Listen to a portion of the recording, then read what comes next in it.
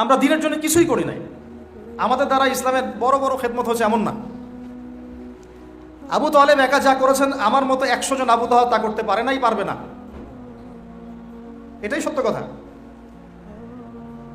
আবু তালেব কোন অবস্থায় করেছেন? যখন চতুর্দিক থেকে আল্লাহর নবীকে সবাই ছিছি করছে, গালিগালাজ করছে, হত্যার পর্যন্ত চেষ্টা করছে, পুরো সমাজ একদিকে, আবু তালেব একাই একদিকে। তার কাছে প্রস্তাব দেওয়া হয়েছে, তোমার ভাতিজাকে আমাদের হাতে তুলে দাও, নাহলে আমরা ব্যবস্থা নিব। সে বলছে, আমি আমার ভাতিজাকে তোমাদের হাতে তুলে দিব না যতদিন না আমার দেহ মাটির তলে না যাচ্ছে। হ্যাঁ, তিনি নবীজিকে গিয়ে বলছেন, তা আমার বৃদ্ধ কাঁধের উপর এত বোঝা দিও না ভাতিজা, আমার বয়স হয়ে গেছে, ওরা তোমাকে বলছে তুমি দাওয়াতটা ছেড়ে দাও। তো নবীজি বলছেন, আমার ডান হাতে যদি চাঁদ এনে দেওয়া হয়, বাম হাতে সূর্য এনে দেওয়া হয়, চাচা আমি এই দাওয়াত ছাড়তে পারবো না। হয় আমি এই পথে দাওয়াত দিতে দিতে আমার এই দিন বিজয়ী হবে, না হলে আমি হালাক হয়ে যাব। তখন কি হলো? তখন তিনি বললেন যে ওরা তোমার দিকে আসতে পারবে না দলে দলে যতক্ষণ না আমি আবু তালেব দাফন হচ্ছি মাটির তলে। কথা বুঝতে পারছেন? এখন মূল কথাটা হচ্ছে, আমরা যারা মুসলিম পরিবারে জন্মগ্রহণ করেছি, এরপরেও আমরা তাওহীদের জ্ঞান অর্জন করছি না, শিরক থেকে দূরে থাকছি না, নামাজ পড়ছি না 5 ওয়াক্ত ফরজ নামাজ, যাকাত দিচ্ছি না, সওম রাখছি না, প্রোটেস্ট্যান্ট মুসলিম হয়েছি, Protestant version of Islam follow করছি, ইসলামের দাওয়াতের কাজ করছি না, দিনের বিজয়ের কোনো ফিকির করছি না। সত্যি কথা বলতে আমাদের দুনিয়াতে থাকার চেয়ে না থাকাই ভালো। আমরা এখন গরু ছাগল। বিশ্বাস করেন আমার কথা, আল্লাহ পাক এই শব্দই বলেছেন সূরা আরাফ, সূরা আরাফের সম্ভবত 189 নম্বর আয়াত, 189। ওয়ালাকাদ বা'দা আউযু বিল্লাহি মিনাশ শাইতানির রাজিম ওয়ালাকাদ যারানা লিজাহান্নামা কাসীরাম মিনাল জিন্নি ওয়াল ইনস। আল্লাহ পাক বলছেন, আমি প্রচুর জিন আর মানুষকে দিয়ে জাহান্নাম পূর্ণ করব। বলি নাউযুবিল্লাহ। লাহুম কুলুবুন, কেন পূর্ণ করব? তাদের কি অপরাধ ছিল? কি অপরাধে করব? লাহুম কুলুবুন, তাদেরকে কলব দিয়েছিলাম, লা ইয়াফকাহুনা বিহা, বোঝার চেষ্টা করে নাই। ওয়া লাহুম আযানুন, কান দিয়েছিলাম, লা ইয়াসমাউনা বিহা, শোনে নাই। ওয়া লাহুম আ'য়ুনুন, চোখ দিয়েছিলাম, লা ইউবসিরুনা বিহা, চোখ দিয়ে দেখে নাই, কলব দিয়ে উপলব্ধি করে নাই, কান দিয়ে বলেন শোনে নাই, চোখ দিয়ে দেখে নাই। উলাইকা কাল আনআম, এরা ছিল আনআমের মতো। আনআম কি? আনআম মানে গবাদি পশু, ক্যাটেলস, গবাদি পশু।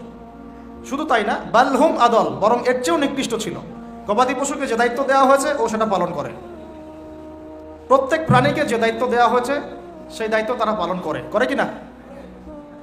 না হলে আমরা এত বড় বড় বড় প্রাণীর সাথে কিভাবে পেরে উঠতাম?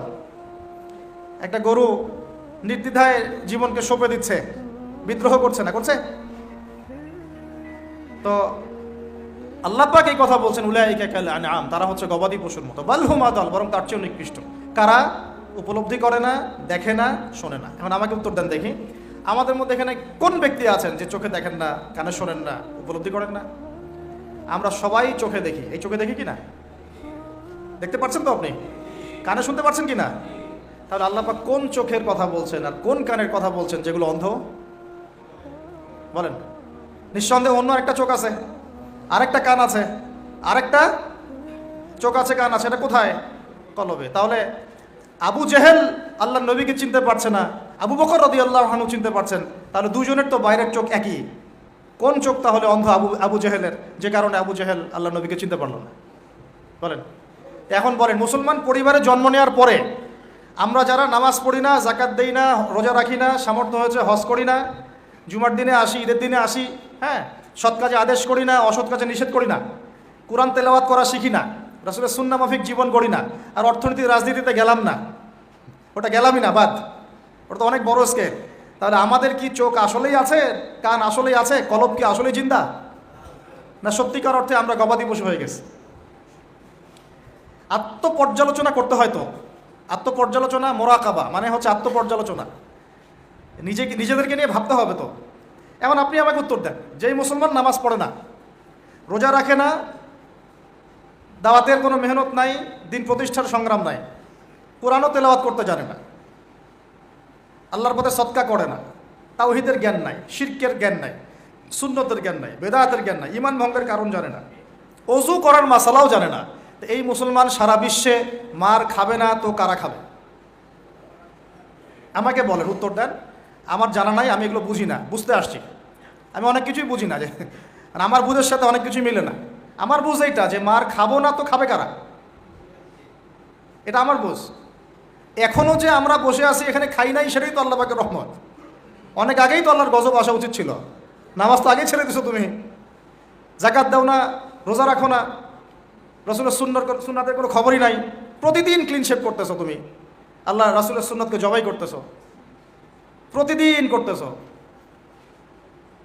পর্ন দেখতেছো, বাইকে করে মেয়ে নিয়ে ঘুরতেছো, ইউনিভার্সিটিতে গোল হয়ে বসে আসো, মেয়েদের সাথে টাঙ্কি মারতেছো। Sorry for my language. Available তো এগুলো হচ্ছে, অ্যাভেলেবল। মেয়েরা জেনা করতেছে, বহু ছেলে পেলে এখন বিয়ে তো কঠিন, এই জন্য এই পথটা বেছে নেয়। এই পথটা সহজ, 5 দিন 7 দিন একটা মেয়ে কিনে ঘুরলে দেখা যায় যে ওই বিছানায় চলে যাওয়া যায়। এখন তো এই যুগ চলতেছে। আগেকার সেই যুগ নাই তো, যে চিঠি দিয়ে প্রেম করে, লম্বা প্রেম হয়, পরে বিয়ে হয়। এখন সব দৈহিক সম্পর্ক,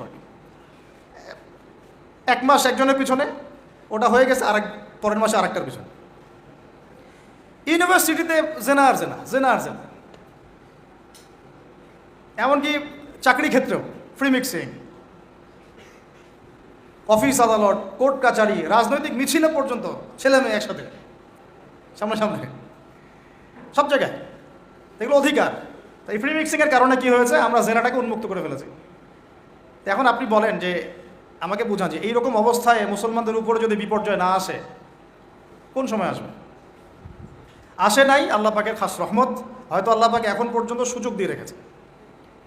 উপলব্ধি যে সবাই করে না এমনও না, বহু মানুষ উপলব্ধি করে, কিন্তু তাদের সংখ্যা নিতান্তই কম।